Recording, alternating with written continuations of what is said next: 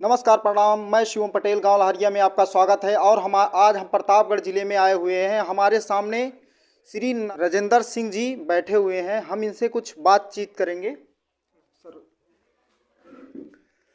आज देखो, ये पूरी दुनिया इस वक्त लाचार, बेकार, बीमार होके उजड़ रही है, बेपानी होकर।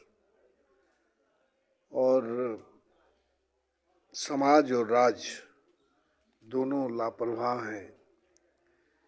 मैं अभी प्रतापगढ़ में हूँ, गंगा के किनारे, लेकिन यहाँ भी पानी का संकट है। यहाँ की वकुलाई नदी अपने उसमें जो काम हुआ वो ठीक से नहीं हुआ, इसलिए बाढ़ आ जाती है, कभी सुखाड़ आ जाता है। इस वक्त ये पूरी दुनिया बाढ़ और सुखाड़ से उजड़ रही है।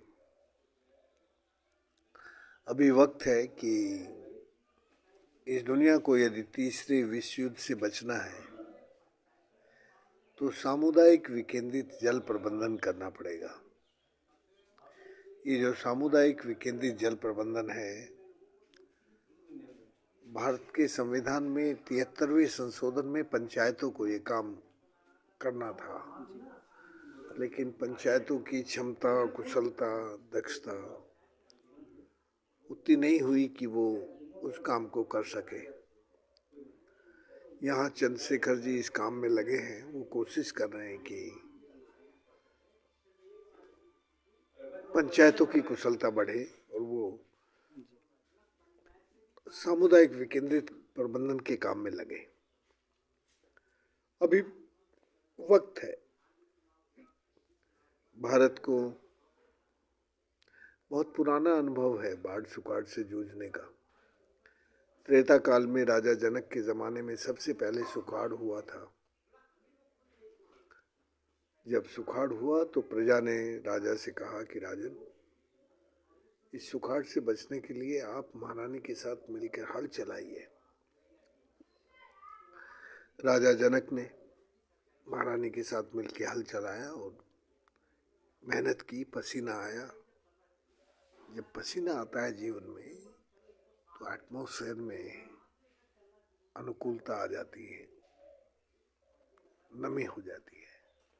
और फिर उसके बाद कहते हैं कि सीता का जन्म हुआ और अच्छी बारिश होने लगी। सीता बेसिकली हरियाली है जो हमें प्रॉस्पेरिटी देती है, पीस देती है, आनंद देती है, समृद्धि देती है। समृद्धि और शांति का नाम सीता है। इसलिए इस वक्त बहुत ज़रूरी है कि हम ये जो प्रकृति का क्रोध है, प्रकृति का गुस्सा है, उससे इस दुनिया को बचाएं। उससे ये दुनिया बचेगी तो कोविड जैसी बीमारी भी नहीं होगी, बाढ़ भी नहीं आएगा, सुखाड़ भी नहीं होगा, समुद्र में उफान भी नहीं आएगा, तूफान भी नहीं आएगा। ये समुद्र में उफान तूफान जब आते हैं, जब इंसान लालची होकर प्रकृति को लूटने लगता है, तो प्रकृति की लूट से प्रकृति का गुस्सा बढ़ता है और फिर बाढ़ और सुखाड़ आती है। फिर बाढ़ और सुखाड़ में लोग उजड़ते हैं। जब वो उजड़ते हैं तो अपना देश छोड़ के दूसरे देशों में जाते हैं, और जिन देशों में वो जाते हैं तो उनको क्लाइमेटिक रिफ्यूजी बोलते हैं। अब ये अच्छी बात है कि भारत क्लाइमेटिक रिफ्यूजी नहीं बना है, लेकिन ये जो हालात चल रहे हैं, इन हालात में यदि भारत रहेगा, पानी का संकट होगा, तो भारत में भी ये हाल हो सकता है। अभी भारत के लोगों को यूरोप, अमेरिका के लोग कामधेनु गाय मानते हैं कि हम कमा के उनको दे आते हैं टैक्स में, थोड़ा बहुत पैसा हम भी ले आते हैं। तो अभी वो हमें केवल क्लाइमेटिक रिफ्यूजी नहीं कहते, इकोनॉमिक रिफ्यूजी कहते हैं, और हमें बहुत पसंद करते हैं, हमारा बहुत सम्मान भी करते हैं। लेकिन यदि हम बेपानी होके उजड़ के जाएंगे, तब वो हमें भी क्लाइमेटिक रिफ्यूजी कहेंगे और हमारा सम्मान नहीं करेंगे। इसलिए भारत को यदि पानीदार बनना है तो हमें, भारत को सुखी और समृद्ध रहना है तो हमें प्रकृति को प्यार करना पड़ेगा। प्रकृति का प्यार बढ़ेगा तो इंसानों में प्यार बढ़ेगा, सुख और समृद्धि बढ़ेगी, शांति होगी। हम चाहते हैं कि वैसा हो।